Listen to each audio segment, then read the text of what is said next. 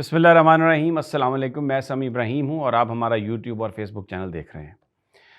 اہم ڈیولپمنٹ ہے supreme Court of Pakistan میں اب جوڈیشل سائڈ پہ کارروائی شروع ہو گئی ہے۔ جو 6 معزز ممبران اسلام آباد ہائی کورٹ کے، انہوں نے جو خط لکھا تھا ایجنسیز کے رول کے حوالے سے، ایگزیکٹو کے رول کے حوالے سے، کہ کس طرح جو عدالتوں کی آزادی ہے اس کو مفلوج کیا جا رہا ہے اور اپنی مرضی کے فیصلے لینے کے لیے ججز کو اوپر دباؤ ڈالا جا رہا ہے، اس کی جوڈیشل کارروائی آج شروع ہو گئی۔ ایک سو موٹو از خود notice Supreme Court of Pakistan میں اس کمیٹی نے لیا جس کی سربراہی چیف جسٹس کر رہے ہیں، کیونکہ پروسیجر اینڈ پریکٹس ایکٹ کے بعد اب یہ چیف جسٹس صاحب کی ثوابدید نہیں رہی۔ 3 جو سینئر ججز ہیں ان کی کمیٹی ہے، منصور علی شاہ صاحب، منیب اختر اور قاضی فائز عیسیٰ۔ اس کمیٹی نے اپروو کیا اور 7 ممبر ایک بینچ بنا دیا گیا۔ اس کو خیر مقدم کیا اس کا سیاسی جماعتوں نے، بالکل ٹھیک ہے، یہ it is a step towards right direction, لیکن میں آپ کو پوری تفصیل بتاتا ہوں کہ یہ ہوا کیسے کہ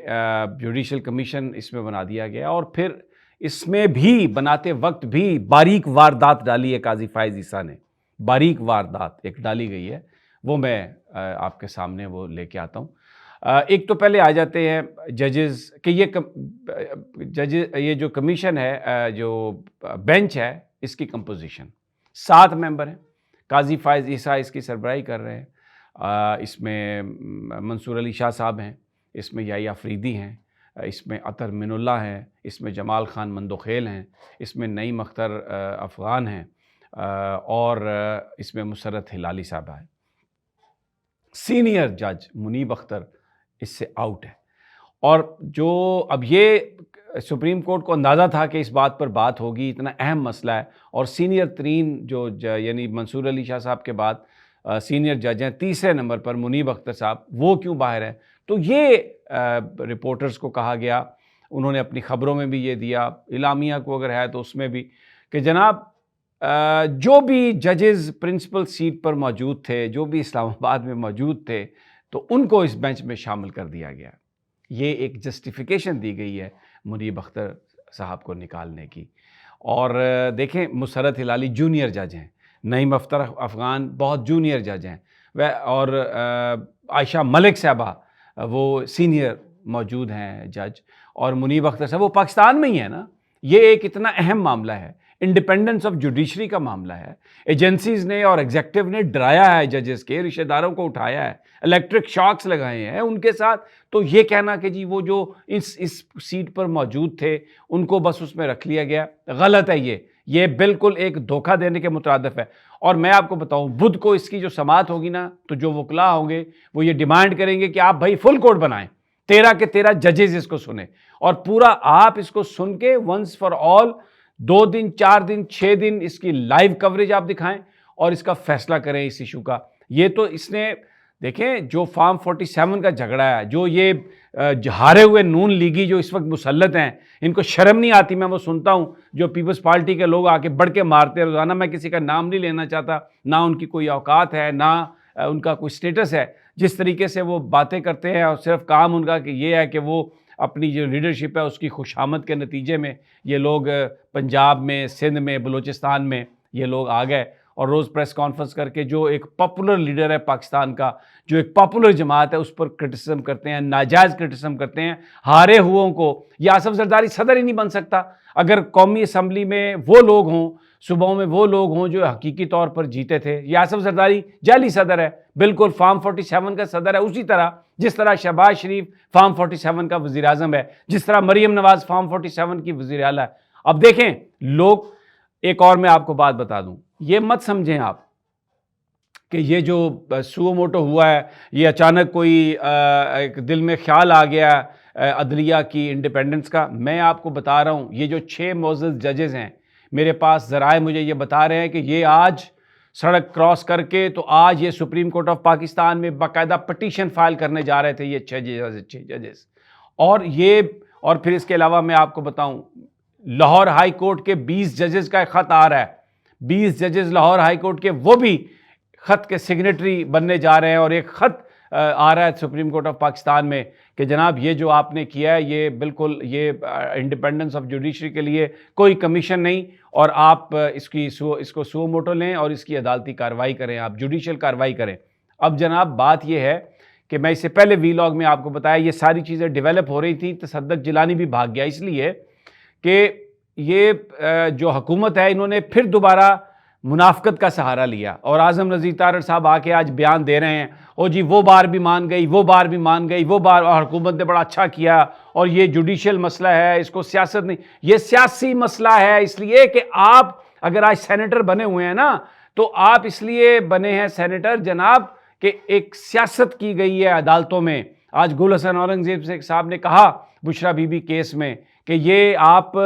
عدالتوں میں سیاست نہ کریں، یہ ہم آپ کو اس کی اجازت نہیں دیں گے، اور بلائے کمشنر کو اور ایڈوکیٹ جنرل کو، اور وہ تاریخ پہ دونوں جاتے ہیں تو آپ اسے ہمیں کہہ رہے ہیں کہ وہ ہم نے ملاقات کروا دی عمران خان کی اور بشرا بی بی کی، اور آپ کہتے ہیں کہ عدالت جیل میں جگہ نہیں ہے، اور اس کے بعد 140 خواتین کو آپ نے وہاں پر بھیج دیا۔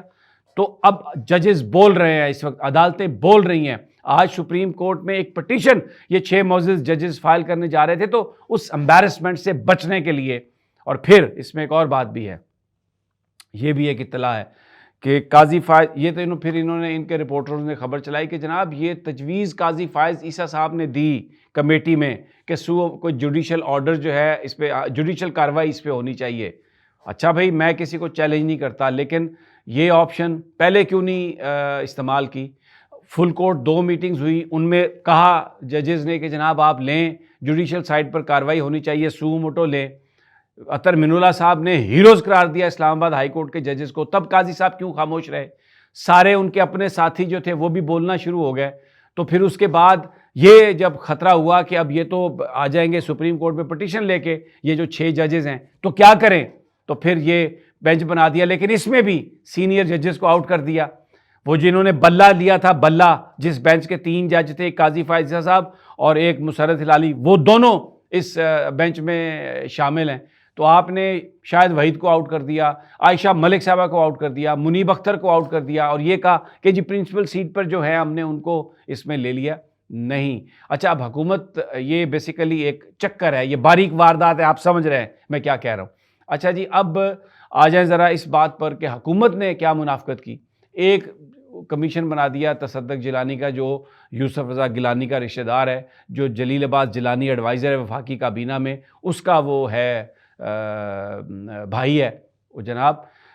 مجھے یہ بتائیے کہ وزیر اعظم صاحب مل کے گئے، کیا اس کے بعد کوئی پریس ریلیز آئی کہ انہوں نے ڈی جی ISI سے ملاقات کی؟ آج لاہور ہائی کورٹ بار اعلان کر دیا تحریک چلانے کا، بلوچستان نے اعلان کر دیا، پشاور ہائی کورٹ۔ اب یہ سب کچھ یہ ایک پریمپٹیو سٹرائک ہے بچنے کے لیے، اپنے آپ کو بچانے کے لیے، اس لیے کہ اب تحریک چل رہی ہے۔ کل پشاور KPK سارا باہر آ گیا، انہوں نے کہا نہیں مانتے ہم اس بات کو۔ تو اب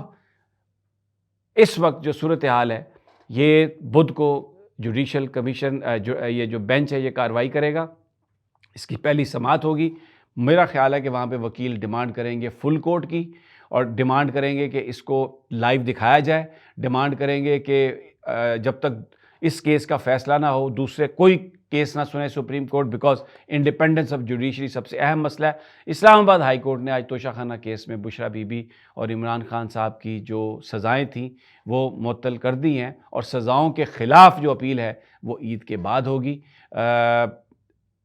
اس سے میں آپ کو ایک بات بتا رہا ہوں کہ یہ جو کچھ بھی حاصل ہو رہا ہے، جو کچھ بھی محنت اور کوشش کی جا رہی ہے، اس میں عوام کا ایک بڑا رول ہے، بڑا کردار ہے، وکلاء کا بڑا کردار ہے، جو سینئر ججز ہیں۔ Credit goes to Athar Minallah, credit goes to Muneeb Akhtar, and credit goes to Mansoor Ali Shah, Yahya Faridi اور جمال خان مندوخیل،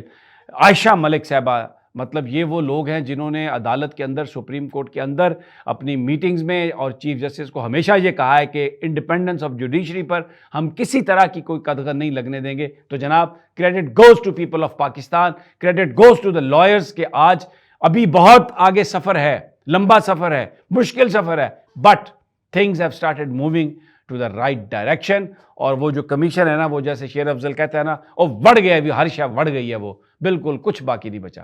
اجازت دیجیے اگلی ویڈیو تک، اللہ نے کے بعد۔